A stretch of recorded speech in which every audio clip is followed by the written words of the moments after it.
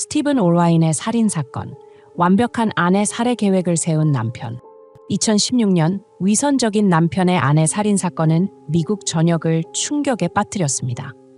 스티븐 올와인에게 무기징역이 선고되었을 때 미국 법원은 그를 너무나도 냉혹하고 전문적인 살인자라고 평가했습니다.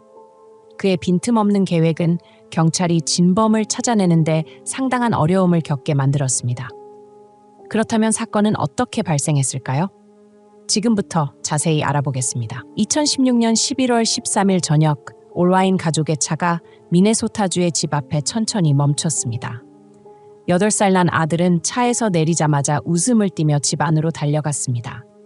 그는 아빠와 함께 저녁 식사를 하고 즐겁게 놀았던 일을 엄마에게 빨리 이야기하고 싶었습니다. 최근 그의 엄마인 에이미 올와인 44세는 외출을 거의 하지 않아 이날은 집에서 두 부자를 기다리기로 했습니다. 집에 들어간 지 1분도 채 지나지 않아 아이는 공포에 질린 얼굴로 밖으로 뛰어나왔습니다. 그 시각 스티븐 올와인 44세는 차를 차고에 넣던 중이었습니다. 아들은 울음을 터뜨리며 집안을 손으로 가리켰고 스티븐은 황급히 집 안으로 달려갔습니다. 그곳에서 그는 충격으로 얼어붙었고 간신히 경찰에 신고할 수 있었습니다. 경찰이 도착해 스티븐과 함께 집 안으로 들어갔을 때 침실 바닥에는 에이미 올와인이 피 웅덩이 속에 쓰러져 있었습니다. 머리에 총상이 있었으며 방 안의 히터는 여전히 켜져 있어 에이미의 몸은 아직 따뜻한 상태였습니다. 그녀의 왼손 근처에는 스프링필드 XDS 권총이 놓여 있었고 근처에는 총알 껍질 하나가 발견되었습니다. 이는 에이미의 머리를 관통한 총알의 껍질로 확인되었습니다. 루미놀 검사를 통해 경찰은 비교적 최근에 혈흔 9곳을 발견했습니다. 혈흔은 얼마 전에 닦인 상태였으나 이미 깨끗이 처리되어 DNA 샘플을 채취할 수 없었습니다. 올와인 가족의 집에는 감시 카메라가 설치되어 있었지만 사건 당일 오후에 녹화 데이터가 사라진 상태였습니다.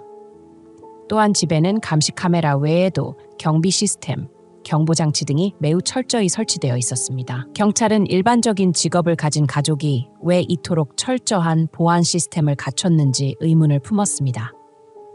이에 스티븐은 몇 달 전 아내 에이미가 살해 위협을 받고 잠도 제대로 못 자는 상황이었기 때문에 경찰의 권고로 이러한 시스템을 설치했다고 설명했습니다.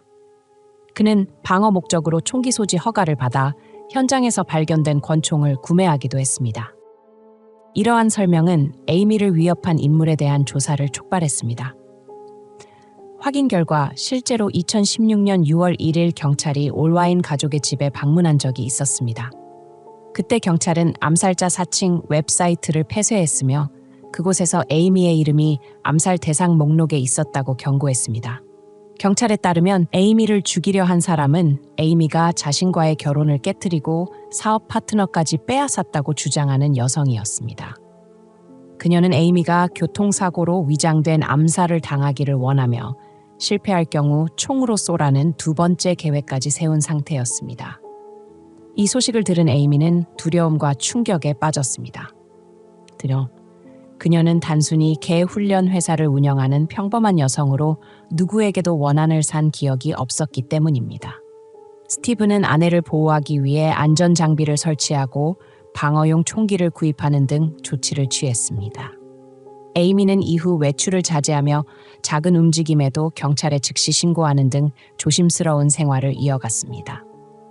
7월 24일 에이미는 이상한 이메일을 받았습니다. 발신자는 제인이라는 가명을 사용하며 올와인 가족이 보안 시스템을 설치했기 때문에 자신은 에이미를 죽일 수 없었으나 가족 전체를 대상으로 복수를 하겠다고 협박했습니다.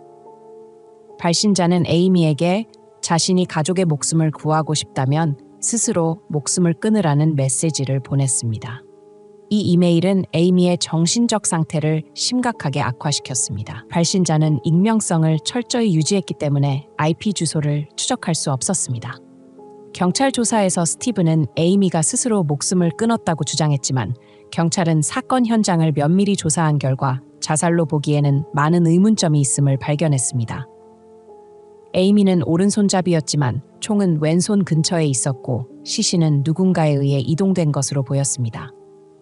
복도에는 핏자국이 있었으며 자외선 빛으로 확인한 결과 피해자가 아닌 다른 사람의 혈흔 발자국도 발견되었습니다. 누군가 사건 현장을 의도적으로 조작한 것이 명백했습니다. 결국 에이미의 죽음은 자살이 아닌 철저히 계획된 냉혹한 살인으로 밝혀졌습니다. FBI는 몇 달 전 베사 마피아라는 이름의 암살자 조직 웹사이트를 발견했다고 밝혔습니다. 이 웹사이트는 암살 요청을 받고 암호화폐로 돈을 받지만 실제로는 사기를 치는 조직으로 알려졌습니다.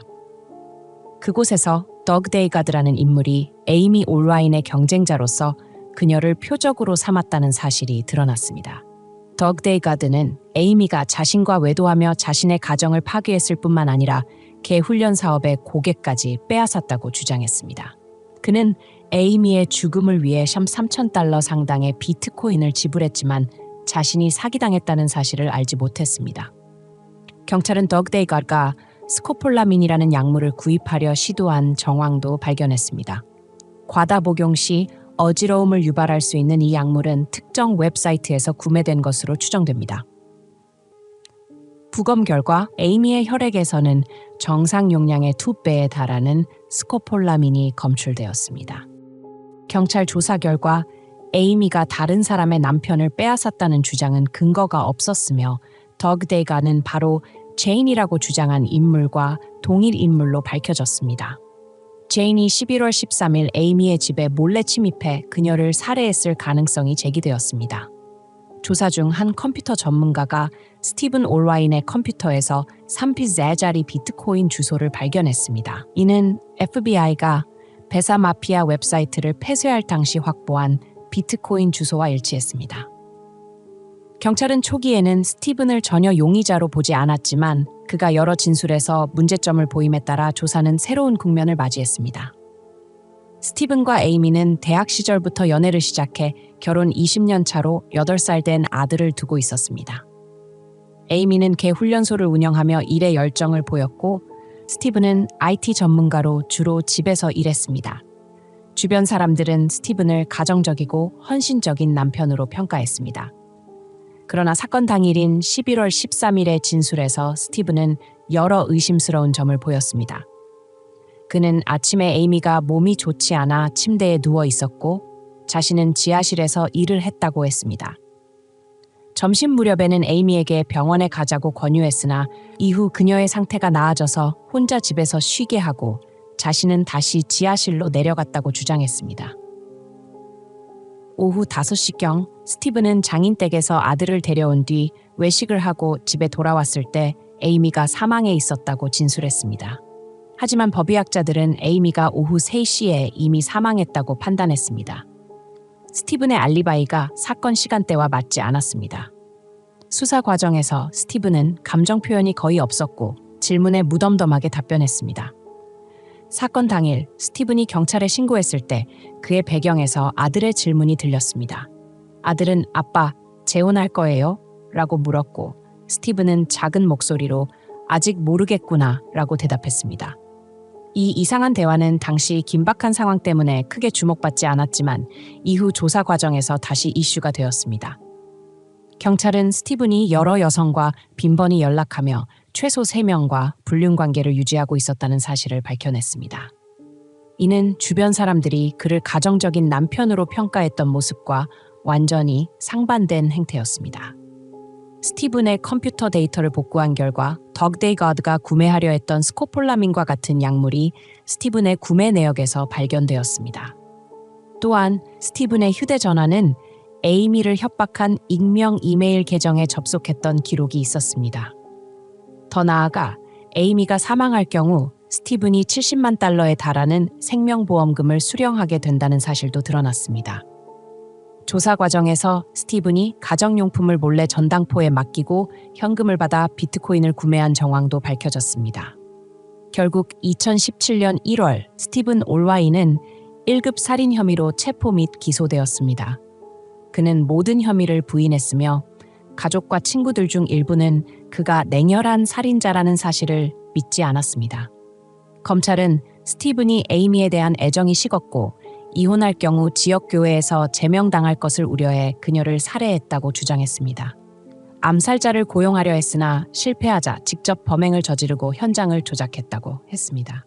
그는 사건 당일 아들을 데리고 외출해 알리바이를 만든 뒤 범행 후 식사 영수증을 보관해 증거로 활용하려 했습니다. 재판에서 스티브는 증언대에 서는 것을 거부했습니다. 8시간의 심의 끝에 배심원단은 스티븐 올와인에게 1급 살인 유죄를 선고했습니다. 판사는 종신형을 선고하며 그를 위선적이고 냉혈한 살인자이자 치밀한 계획범으로 규정했습니다.